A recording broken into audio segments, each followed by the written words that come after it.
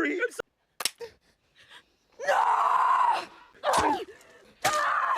The story begins with a girl named Clare. Clare was Irish. The British had attacked Ireland, taken her land, and turned her into a slave. She worked in the kitchen, cooking for British officers. One day, Clare is singing for the officers, and Hawkins is sitting among them. He's impressed by her voice, so after a while, he calls her to his room. When Clare arrives, he offers her some money. She thinks it's a reward for her singing, but that isn't his intention. Hawkins tells her to be intimate with him.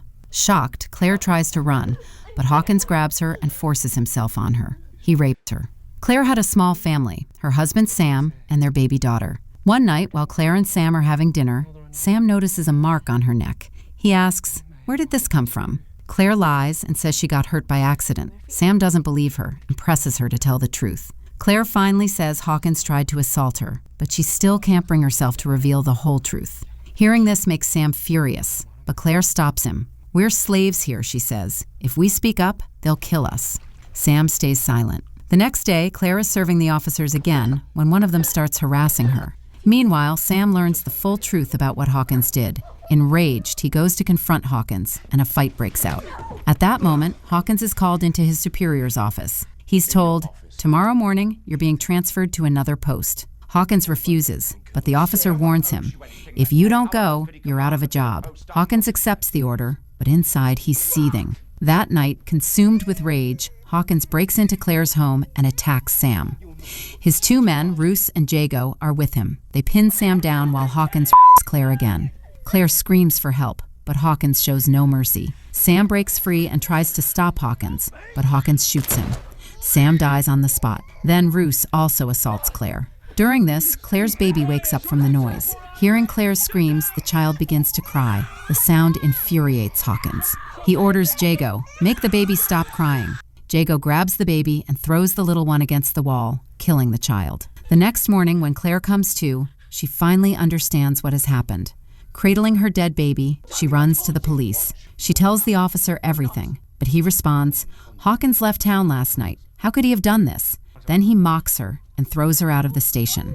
No one wants to help Clare, and Hawkins is already gone. But Clare wants revenge for her husband and daughter. She doesn't know which path Hawkins took to reach the next town, so she goes to see a man named Billy. Billy knows every trail through the forest. Clare lies and says, "My husband is lost in the woods. He's out there alone." She begs Billy to guide her, but he refuses. Desperate, Clare points her gun at him and orders him to help her. She starts walking in the wrong direction on purpose, and seeing her helplessness, Billy finally agrees to go with her.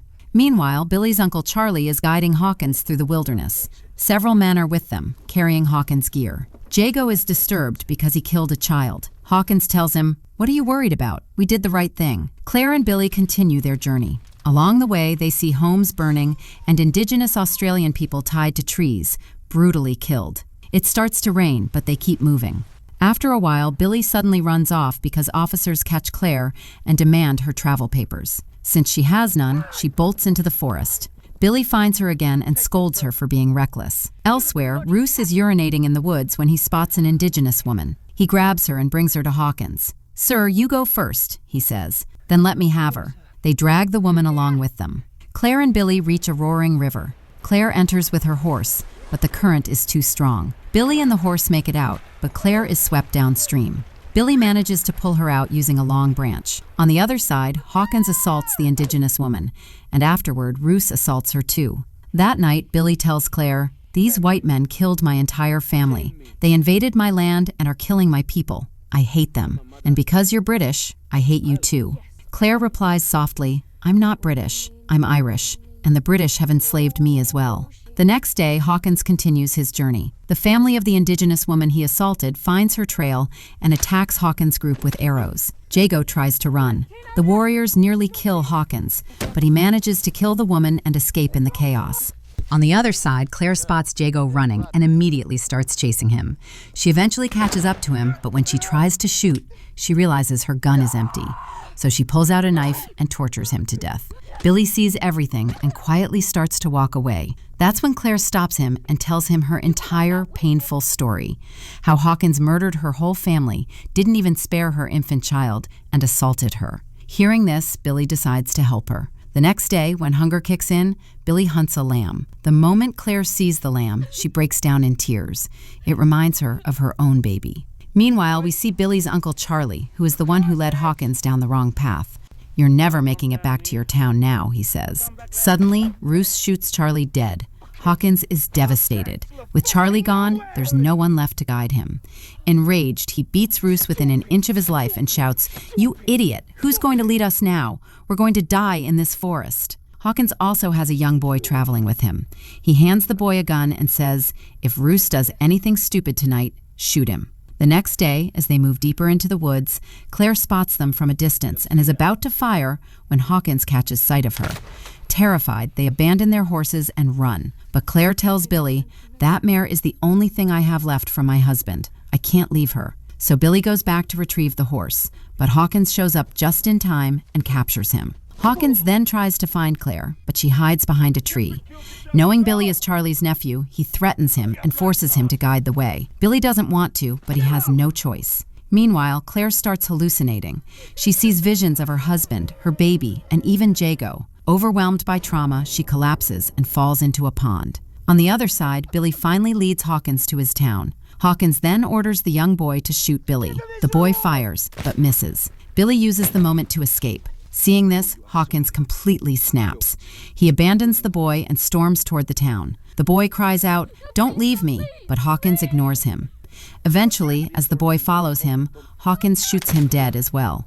Meanwhile, Claire stumbles back onto a path and finds Billy alive. Together, they enter a house whose owner has already been killed. They find a gun inside and continue onward. Along the way, they come across British soldiers dragging several black prisoners. Thinking fast, Claire points her gun at Billy to make it look like she's the captor, so the soldiers won't get suspicious. After escaping that situation, they reach a town. Claire even finds her mare there, but then Hawkins appears. He tells Claire, "If I ever see you here again, I'll kill you with my own hands." Then he walks off. Burning with fury, Claire follows him.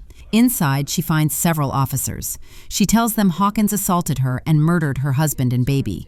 Hawkins slaps her across the face and yells, "All lies! She has no proof!" Humiliated and shaken, Claire walks out. Outside, Billy quickly gets her away from there. That night, seeing Claire's state, Billy feels an overwhelming compassion for her. He paints tribal markings on his body and sets out to avenge her. When Claire realizes what he's done, she runs after him.